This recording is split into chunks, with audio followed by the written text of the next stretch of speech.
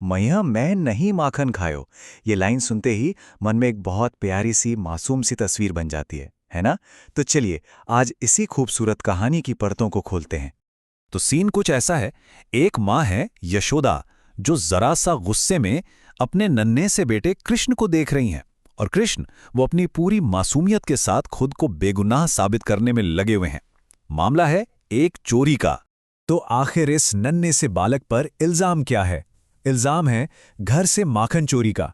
क्या ये सच में दोषी है या फिर इसे किसी साजिश में फंसाया जा रहा है?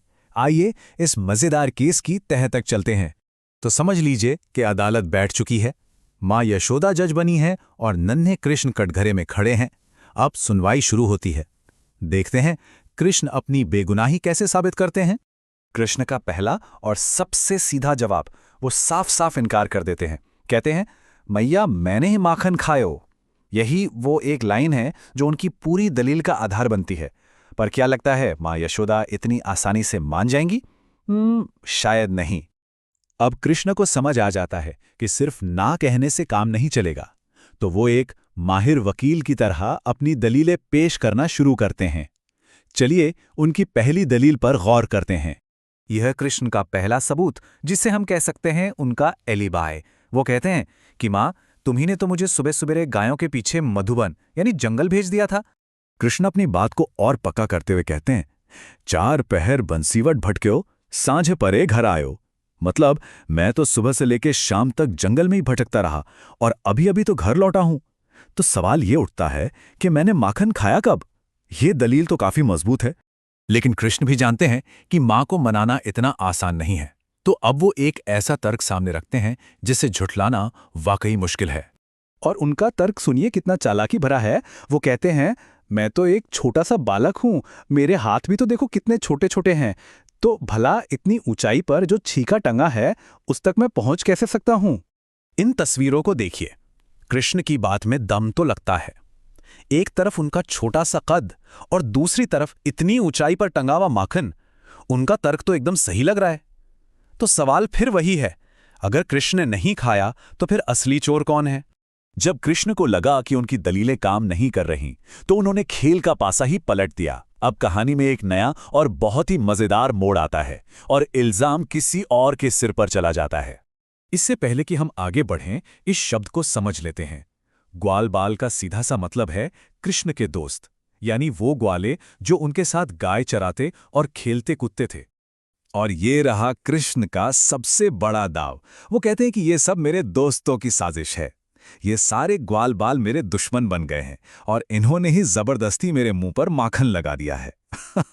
वाह, मतलब खुद को एकदम बेचारा और पीड़ित साबित कर दिया। कृष्ण ने तर्क दिए, दूसरों पर इल्जाम भी लगाया, लेकिन मां यशोदा का दिल वो अभी भी नहीं पिघला। तो अब कृष्ण अपना आखिरी हथियार निकालते हैं। एक ऐसा हथियार जिसके सामने दुनिया की कोई भी मां टिक नहीं सकती। जब सारे तर्क फेल हो जाते हैं तो कृष्णा इमोशनल कार्ड खेलते हैं। वो सीधे अपनी मां से कहते हैं, तुम्हारे दिल में मेरे लिए जरूर कोई भेदभाव आ गया है, तुम मुझे पराया समझती हो।